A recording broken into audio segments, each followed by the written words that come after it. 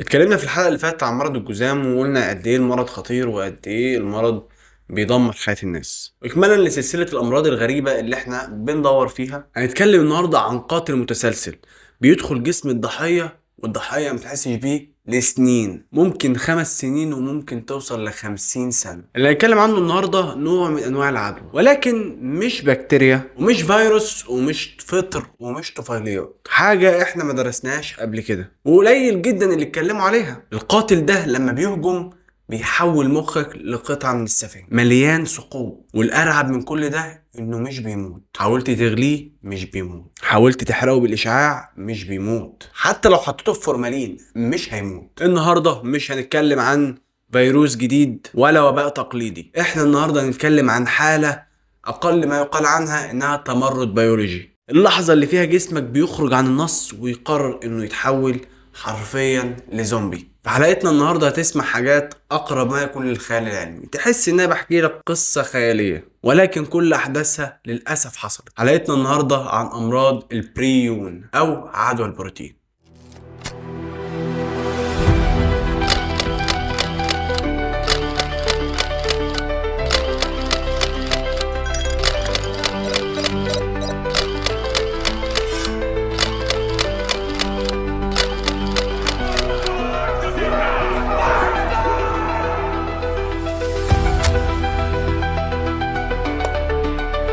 القصة بتاعتنا النهاردة بتبدأ في الخمسينيات في مكان معزول عن العالم تماما، بالظبط مرتفعات بابو نيوغينيا أو مرتفعات غينيا الجديدة. مجموعة من السكان المحليين، شعب اسمه الفور، عايشين حياة بسيطة جدا وحياة عادية جدا، ولكن طبعا لو كانت الحياة تمشي عادي مكناش عملنا حلقة. بيلاحظ أهالي الفور مرض غريب بينتشر وسطهم، حاجة ملهاش تفسير. بتبدأ برعشة في الإيد والرجل، وبعدين الحالة بتبقى سكرانة مشيتها غريبة جدا لحد ما بتوصل إنه بيفقد القدرة على الحركة وكمان بيفقد القدرة على البلع. لكن العلامة المميزة للمرض واللي خلت الصحافة تكتب عنه هو إن المصابين بالمرض كانوا في آخر مراحلهم بيدخلوا في هستيريا من الضحك، نوبة من الضحك ملهاش أي تفسير، وده اللي خلى الصحافة العالمية تسمي المرض بالموت الضاحك. طبعا انت في دماغك بقى يا حسن الخاتمة ويضحك وبتاع، لا، هو في الحقيقة ان مراكز الاستجابة في المخ اتدمرت ومراكز المشاعر كذلك. المهم خلينا نرجع لموضوعنا. سكان القبيلة سموا المرض ده باسم كورو. كلمة كورو بلغتهم معناها الرعشة من البرد او الخوف. المرعب في المرض ده انه ممكن يخش جسمك ويقعد فيه لحد 40 سنة و50 سنة، ولكن بمجرد ما تبدأ الرعشة بيبدأ معاها العد التنازلي. المريض بيموت عادة في خلال 6 شهور لسنة. انت متخيل ان في خلال 6 شهور او سنة من بداية الرعشة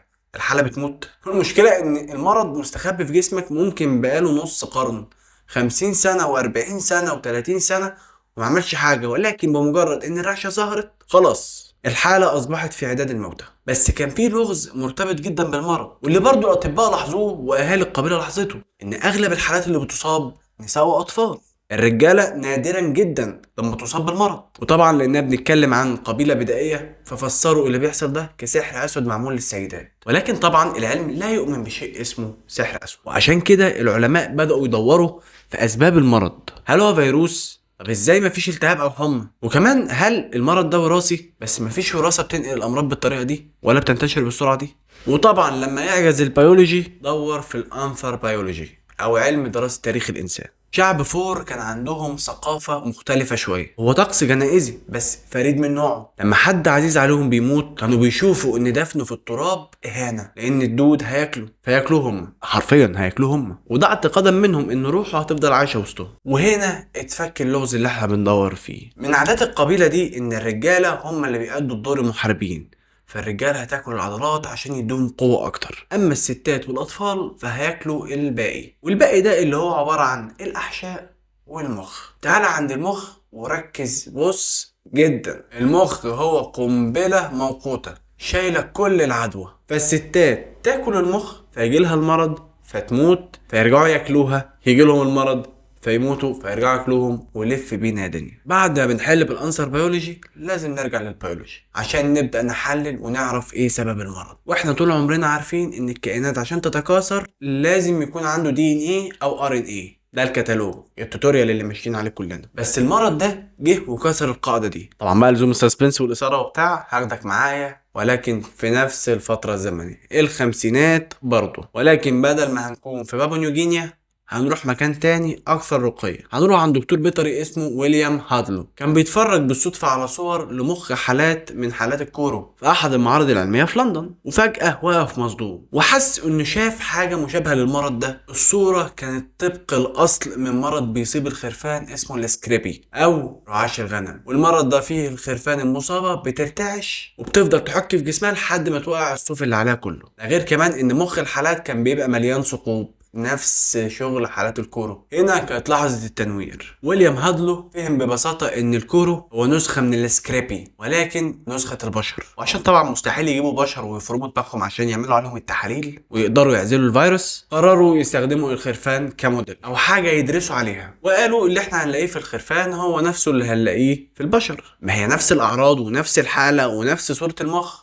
هنا بقى بيظهر معانا شخصية تانية خالص، الدكتور الامريكي ستانلي بروساينر. ستانلي اخد عينات من مخ خرفان ميتة بالسكريبي عشان يحللها، بس واجهته مشكلة ان الخروف دورة حياته طويلة، فمحتاج وقت طويل جدا عشان يبدأ يظهر عليه المرض، وده اللي هيعطل البحث ومعناه حالات اكتر مصابة. فبيقرر في حركة ذكية جدا انه ينقل العدوى من الخرفان للهامستر. بالظبط البتاع اللي هو ملوش لازمه ده اللي مليان فرو. الهامستر دوره حياته اقصر بكتير من الخروف، وللمصادفه العجيبه انك لما تحقن الهامستر بالمرض ما بيحتاجش غير شهرين وبيموت، وده خلاه احسن بيئه اختبار، مصنع مثالي لانتاج الفيروس او العدوى اللي احنا بندور عليها. احنا دلوقتي معانا سائل مركز من مخ الهامستر في العدوى اللي احنا عايزينها، وهنا بتبدا لعبه الاستبعاد. التجربة الأولى، هل ده فيروس أو بكتيريا؟ ستانلي جاب الأنبوبة الأولى وسلط عليها إشعاع يو في بشدة، وحط مواد بتقتل الدي ان ايه بتاع الفيروس أو البكتيريا، وكذلك بتدمر الار ان ايه، وده بتدمرهم تماما، يعني بتمحي وجودهم. المنطق بيقول إن ده لو بكتيريا أو فيروس المفروض يتلاشى، أصل كل ده المفروض يفتت الحمض النووي بتاعه، فبالتالي يفقد كل وظائفه، فلما تحقنه في هامستر سليم ما يحصلش حاجه. ولكن طبعا زي ما انت متوقع وزي ما الشريط الاحمر اللي تحت مبين ان لسه الحلقه بدري، النتيجه طلعت سلبيه، الهامستر برضه مات. القاتل نجا من الاشعاع وما عندوش حمض نووي. وطبعا مكونات الخلايا هي ايه؟ دي ان ايه وبروتين، فلما تيجي تجرب التجربه الثانيه اكيد هتكون على البروتين، وده اللي ستانلي فكر فيه، وفعلا بدأ يجرب يكسر البروتينات من خلال مجموعة من الإنزيمات والمواد اللي المفروض إنها شغلتها في الحياة إنها تهضم البروتين وتفككه. حقنوا الهامستر طبعا السليم، والنتيجة إن الهامستر عاش. والاستنتاج من كده إن إحنا لما كسرنا البروتين العدوى اختفت. طبعا النتيجة العلمية مش مدركة، والفكرة أصلا مش منطقية. يعني إزاي بروتين بيتكاثر؟ يعني ده بالظبط كأنك خدت رغيف عيش دخل فرن طلع 1000 رغيف عيش، هو ده نفس المنطق، وكل ده من غير خباز، مجرد انت رميت الرغيف. وهنا ستانلي بروساينر بيقف قدام العالم سنة 1982 وبيقول يا جماعة انا اكتشفت البري يون. طبعا انت لو مش مدرك فالاسم ده اختصار اصلا لكلمة بروتينيشيوس انفكشوس بارتيكل، يعني جزيء بروتيني معدي. المفروض تحييني ان انا نطقت جمله زي دي على فكره. نرجع لموضوعنا. طيب ازاي البريون بيشتغل؟ بص يا سيدي، البروتينات في جسمنا عامله زي الاورجامي. الاورجامي ده اللي هو فن طي الورق، اللي هو مثلا انك بتعمل زي طياره او بتعمل المركبه الصغيره، ده اسمه اورجامي. نرجع لموضوعنا.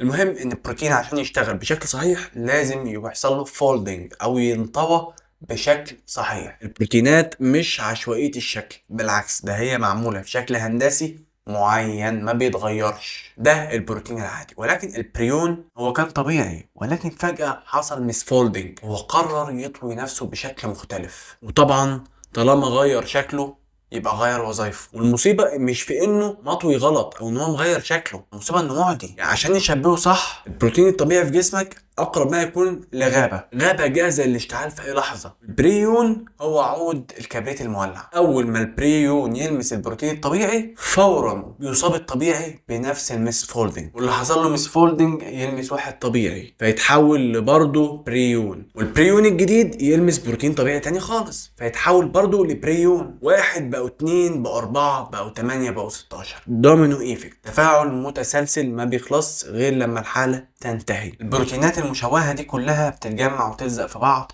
وتشوه المخ. سوري، مش بتشوه المخ، هي بتموت خلايا المخ وبتسيب مكانها فجوات لحد ما المخ حرفيا بيبقى مخرم، كله خرام كده زي الاسفنجة. وعشان كده الاسم العلمي للامراض دي اصلا هو اعتلال الدماغ الاسفنجي، سبونجي فورم انسيفالوباثي. الحلقة دي كل المصطلحات اللي فيها يعني قاتلة. حد ممكن يقول طب يا جماعة خلاص احنا المرض ده موجود في بابو نيوجينيا هناك في اخر الدنيا جنب استراليا، الموضوع بعيد عننا خلاص اتحلت بره عننا. طالما الحاجه بعيده عني فتمام، واكيد يعني دول قبيله صغيره فالموضوع ايه هيتحل بينهم وبين بعض. ولكن خليني اقول لك ان في الثمانينات حصلت كارثه بمعنى الكلمه، ولكن ديت هاند ميد، البشر هم اللي عملوها بايديهم في بريطانيا. وعشان المزارعين يوفروا حق الاعلاف ويزودوا بروتين الابقار وعشان برضو تكبر بسرعه، عملوا حركه غبيه جدا. جابوا بقايا الخرفان والبقر الميت، طحنوها واكلوها للبقر السليم. طبعا ده اخلال اصلا في النظام البيئي. يعني ايه الكائنات النباتيه اللي هي البقر تاكلها لحمه؟ لا، وكمان لحمه بنو جنسها. ومع العلف ده اتنقلت بريونات كانت موجوده في مخ الخرفان والبقر اللي طبعا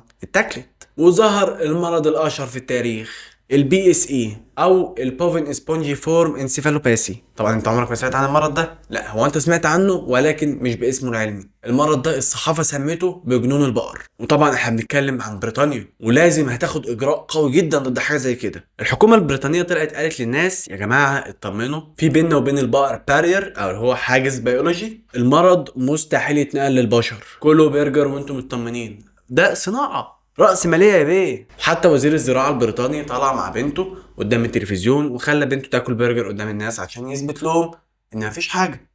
وجس وات، الطبيعة ما بتتكسبش. البريون المسبب لجنون البقر بيتنقل للبشر، هو طور نفسه وظهر عندنا فيرجن جديد، نسخة حديثة للبشر مخصوص. البشر اتنقلت لهم نسخة اسمها في سي جي دي، فاريانت كروتسفيلد جاكوب ديسيز. اقسم بالله المفروض اخد اوسكار على كمية الانجليش اللي بنطقها. وطبعا عشان هنتوه في وسط الاسماء خلينا نخلص بسرعه. فاريانت يعني متحور، واتنسب لكروتسفيلد وجايكوب. اولا السي جي دي هو ده المرض الكلاسيكي واللي اكتشفوه كان كروتسفيلد وجايكوب، وده كان في العشرينات اصلا. وده مرض بيجي بالصدفه لكبار السن اللي هو 60 سنه فيما فوق، فيها المخ بيقرر يطوي نفسه بطريقه مختلفه، ده ممكن يكون بسبب تاثير الشيخوخه مثلا. وفي الحاله دي المريض بيموت بسرعه. طب الفي اللي احنا حاطيناه بقى في المصطلح ده عشان تدل ان هو متحور، تشينجد فيرجن يا بيه، نسخه يا باشا غير القديم بتاع العشرينات ده، خلاص بقى كلاسيك. والمرض اللي ظهر في التسعينات لقوه بيموت اكتر الشباب، يعني يبقى 20 و30 ويموت، وده مش طبيعي خالص. بس لما شرحوا مخهم لقوا نفس الثقوب الاسفنجيه ونفس تراكم البروتين بتاع المرض الاصلي، فعرفوا انهم نفس العيله. بس طبعا عشان المصدر هنا خارجي اللي هو البقر المصاب، وان هو بيجي برضه للشباب، فسموه فاريانت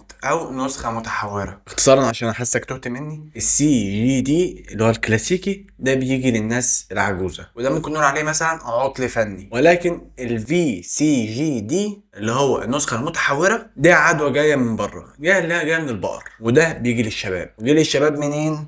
من البرجر. فجأة العالم كله بطل ياكل لحمه، وفي ثانيه العالم كله بقى فيجيتيريان. وطبعا بما ان الناس ما عادش بتاكل لحمه، فسلاسل مطاعم البرجر الكبيره والعالميه خلاص بتعلن افلاسها، اكبر ازمه في تاريخها، وتم اباده ملايين البقر في سبيل ان هم يسيطروا على الوباء. نرجع لصاحبنا ستانلي بروسايدر، فاكره اللي هو بتاع الاساس هو البروتين وبتاع. انا عارف ان انا متوهك في النص، انا يعني اقرب ما يكون لكريستوفر نولان، عمال اجيب احداث قدام واحداث ورا والدنيا تايهه مني، بس انا مهندل الدنيا وعايزك تهندل الدنيا معايا. صاحبنا اللي اكتشف ان السبب اصلا كان هو البروتين، زي ما قلت لك العلماء مسحوا بكرامته الارض، اصل ده بالنسبه لهم تفنين، ازاي البروتين بيتكاثر؟ والمجلات العلميه كلها رفضت تنشر له حاجه، ان هم ببساطه شايفين ان البروتين ده جسد مصمت او حاجه ميته، فازاي ميت هيتكاثر؟ ده ضد اصلا قوانين الفيزياء وقوانين الاحياء وضد المنطق نفسه. ولكن ستانلي كان شخصيه عنيده، وعشان يخرس كل المشككين عمل تجربه، وتكون التجربه الخاتمه، هيثبت لكل الناس ان البروتين هو اللي بيعدي، وان الجسم لازم يكون فيه ماده خام عشان يشتغل. جاب فئران معدله وراثيا اسمها نوك اوت مايس. الفئران دي متشال من الحمض النووي بتاعها الجين اللي بيخلق البروتينات الطبيعيه. الفئران دي هتعيش عادي ولكن مخها فاضي، مفيش ماده خام اللي هو البروتين، يعني مفيش بريونات، وبالتالي مفيش مرض. وفعلا ستانلي عمل كده وحقن الفئران البريونات القاتله. وطبعا انت عارف ان الفئران ما ماتتش، الفئران فضلت سليمه. ليه؟ فاكر مثال لما قلنا الحريقه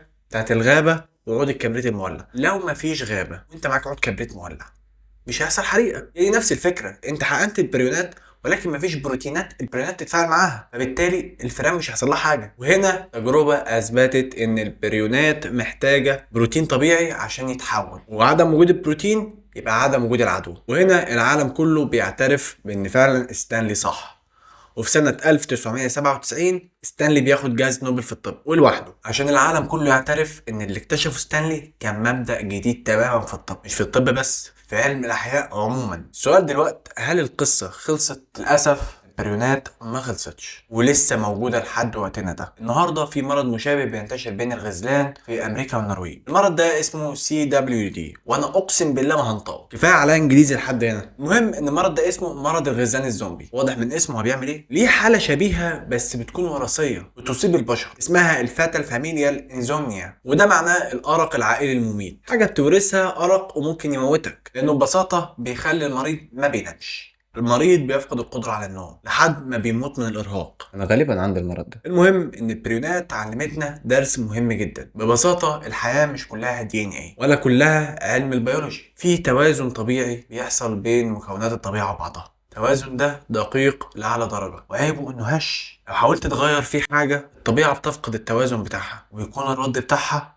قاسي. والدليل لما جربوا ياكلوا البقر لحمه ما انتجتش لحوم اكتر، بالعكس ده انتجت مرض. واظن ده كان اقصى رد ممكن يحصل. حافظ الله عقولكم وطيات البروتين الخاصه بيكم. لو الحلقه دي عملت لك برين ستورمنج اللي هو عصف ذهني يعني بدل البرين دامج، يا ريت تعمل لايك وشارك في القناه وتنزل تبص تحت سايب لك لينك التيك توك بنزل عليه فيديوهات قصيره ومفيده اكيد هتعجبك. وبس كده، سلام. منك الله محمد عندي. كنا اتكلمنا عن فيروس سي. ماله فيروس